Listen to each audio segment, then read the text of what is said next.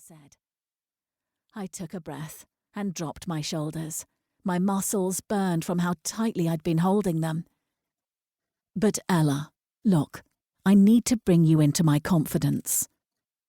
Odina took my white hand and I almost snatched it back. I didn't want her to feel the nervousness in my damp palms, but it would be rude to refuse her touch. In any other situation, I might have welcomed it. She was one of those people who drew others into them, who were lovely, yes, but more than that, compelling. Something about her made me want to look at her, want to hear the laugh she'd let loose one time that was much deeper and freer than anything I expected. But as it was, she was my client, and from the too sweet smile on her face, I suspected she was about to give me bad news. I clenched my stomach and firmed my shoulders again, trying to make myself sturdy against whatever blow was to come.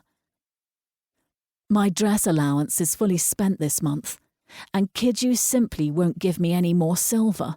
My mother doesn't understand, but I need a new dress.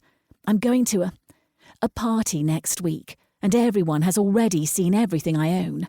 Can you imagine if I show up in an old dress?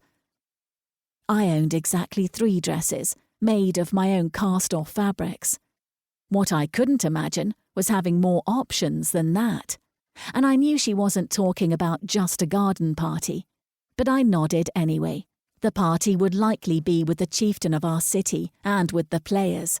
I knew that, even though she seemed to want to keep up the pretense of a secret.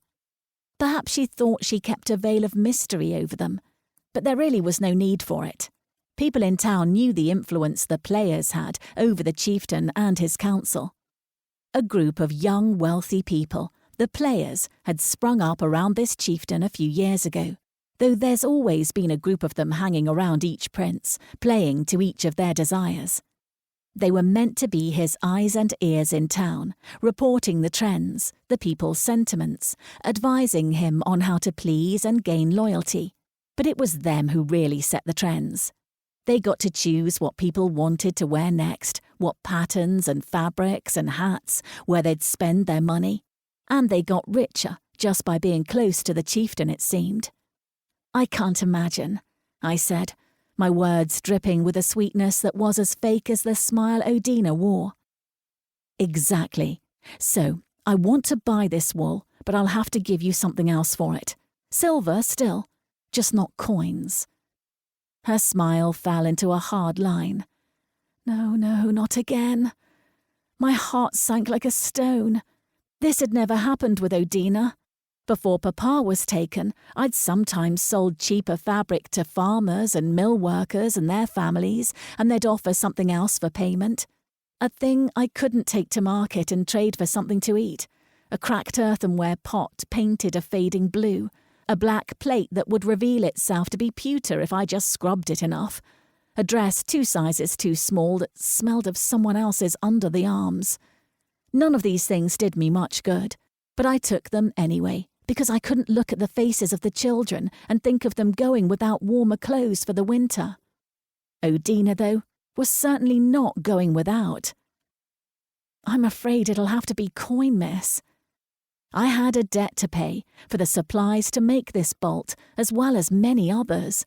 I had to deliver some money to Gregory today, or he'd call on the debtor's prison to come take me away too.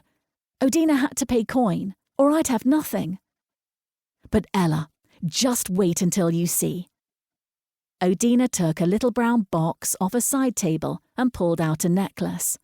The pendant was a leaf with 3 points wrought in silver, darkened around the edges by time.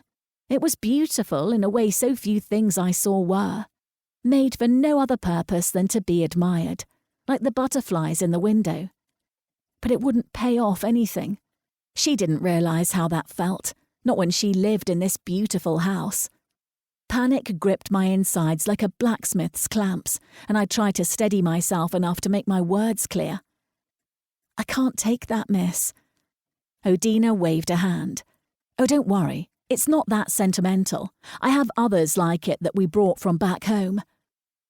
I wasn't worried about its sentimentality at all, but she couldn't know that. She had to continue thinking I had money from other clients, that I was successful.